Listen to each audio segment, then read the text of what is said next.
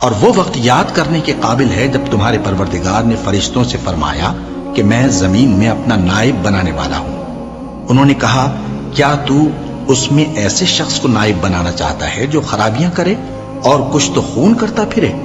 اور ہم تیری تعریف کے ساتھ تسبیح و تقدیس کرتے رہتے ہیں۔ فرمایا میں وہ باتیں جانتا ہوں جو تم نہیں جانتے۔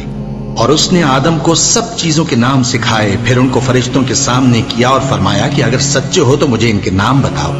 انہوں نے کہا تو پاک ہے، جتنا علم تو نے ہمیں بخشا ہے اس کے سوا ہمیں کچھ معلوم نہیں، بے شک تو دانا ہے، حکمت والا ہے۔ تب اللہ نے آدم کو حکم دیا کہ آدم تم ان کو ان چیزوں کے نام بتاؤ۔ سو جب انہوں نے ان کو ان کے نام بتائے تو فرشتوں سے فرمایا کیا میں نے تم سے نہیں کہا تھا کہ میں آسمانوں اور زمین کی سب پوشیدہ باتیں جانتا ہوں، اور جو تم ظاہر کرتے ہو اور جو پوشیدہ کرتے ہو سب مجھ کو معلوم ہے۔ اور جب ہم نے فرشتوں کو